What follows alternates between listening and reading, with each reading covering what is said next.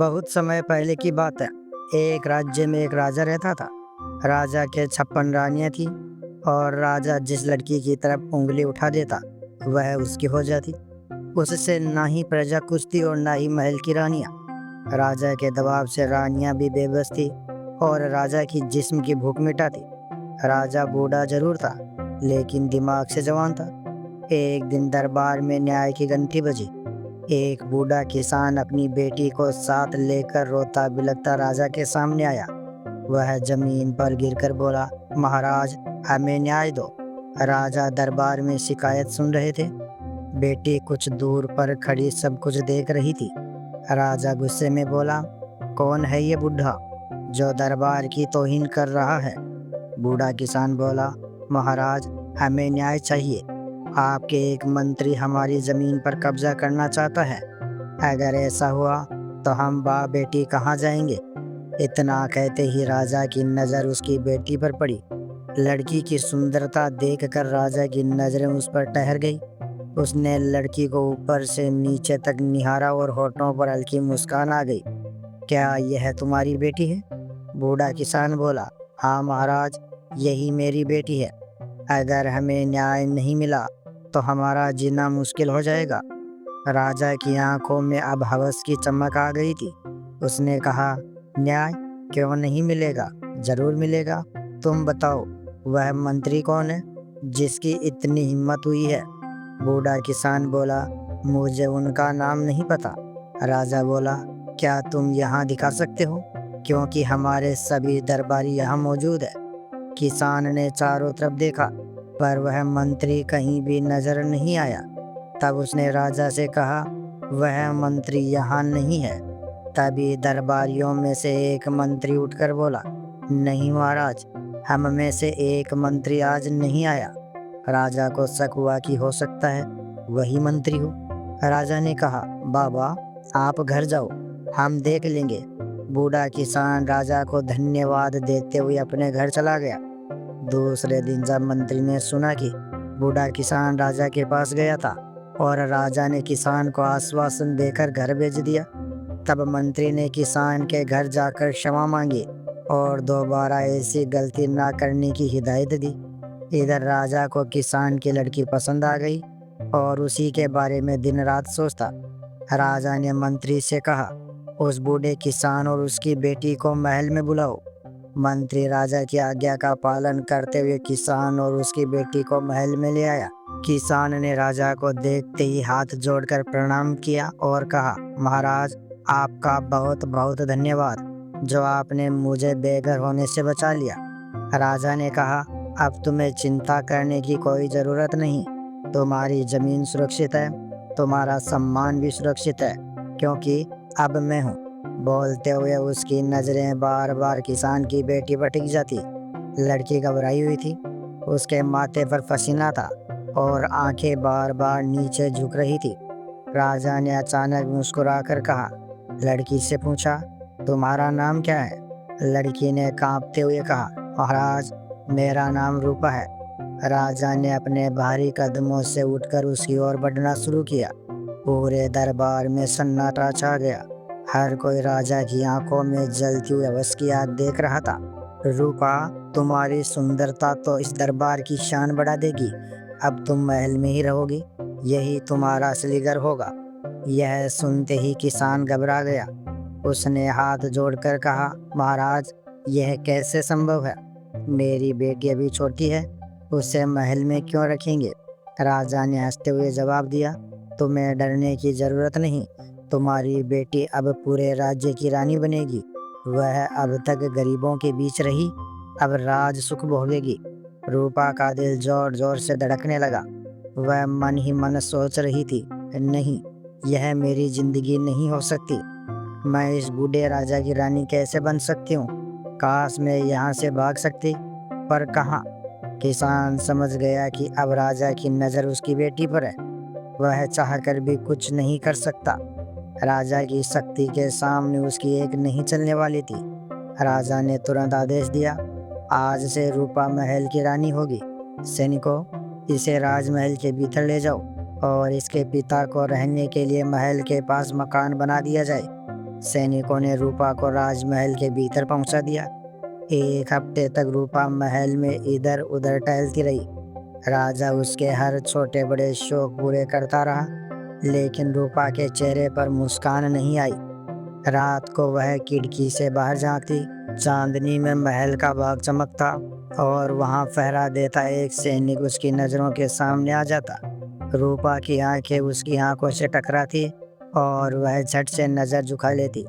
3-4 दिन तक यही सिलसिला चलता रहा। सैनिक पहले तो डरता रहा, अरे यह तो महाराज की नई रानी है, अगर मेरी नजरें मिलती देख ली तो जान से हाथ धो बैठूंगा। लेकिन धीरे धीरे उसकी भी धड़कन तेज होने लगी।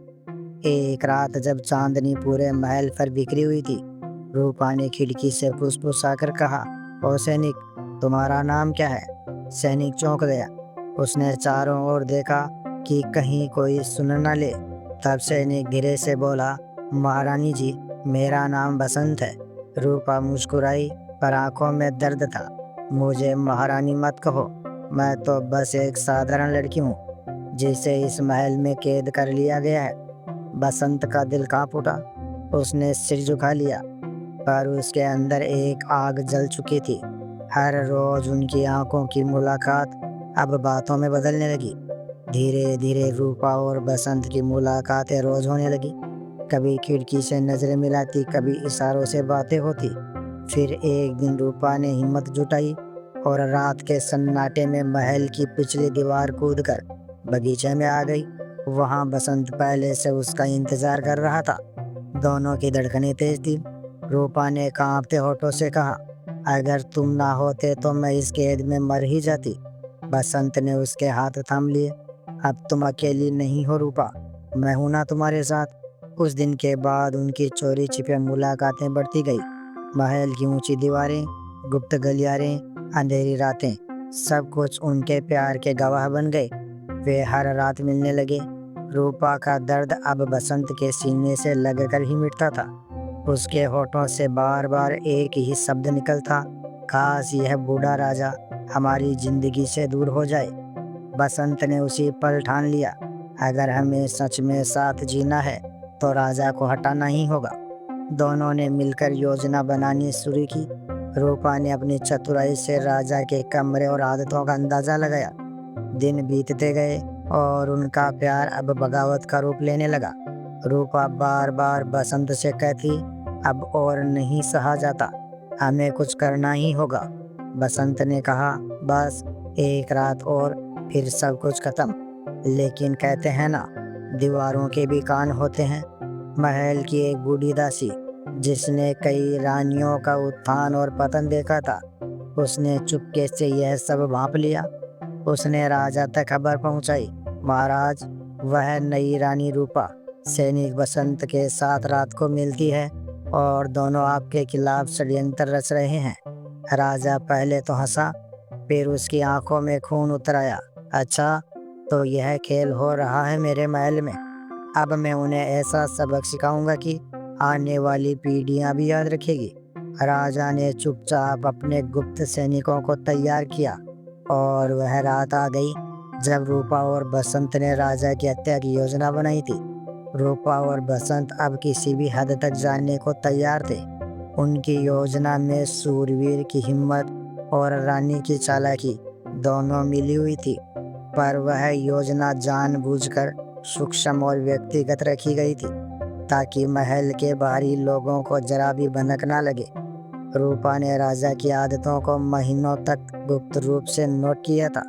कौन सी रात वह अकेले कमरे में रहता, किस समय महल में दीपक कम किए जाते, किस समय घंटी पर सारे दरबार के सदस्य इकट्ठे होते। बसंत ने पहरेदारी समझ ली थी। उसने अपने साथियों के बीच धीरे धीरे भरोसा बना लिया था। कुछ साथियों को वह रात में काम पर बुला लेता था।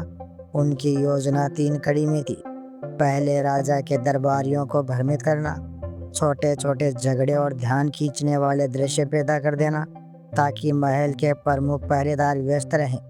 दूसरा, उसी रात राजा को जाल में फंसाने के लिए एक ऐसी परिस्थिति बनाना जिसमें वह खुद आसानी से फंस जाए। तीसरा, जब महल में अंधेरा बिखर चुका हो, बसंत और उसके भरोसेमंद साथी राजा के कमरे में दाखिल हो जाए ताकि राजा को मारा जा सके। रूपा ने संकेत देने के लिए एक खास प्रकार का दीपक बसंत को दिखाया। उस दीपक के रोशन होने का मतलब था सब कुछ तैयार है, अब आगे बढ़ो। दोनों ने रात भर के इंतजार के बाद वह समय चुना जब चांद भी आंशिक रूप से ढका हुआ था। रूपा के मुख पर कोई डर नहीं था। बसंत के हाथ कांप रहे थे पर उसके इरादे कठोर थे। दोनों ने सोचा यही एक मौका है, या तो महल से भागना या इस डरावनी सत्ता को मिटा देना। पर महल की दीवारों के भी कान होते हैं और इतिहास यह सिखाता है कि अत्याचार की आंखें हमेशा चौकन्नी रहती है। राजा ने आरंभ से ही लोगों के मन भाव, फुसफुसाहट और आंख मिचौली को पढ़ने की कला सीख ली थी।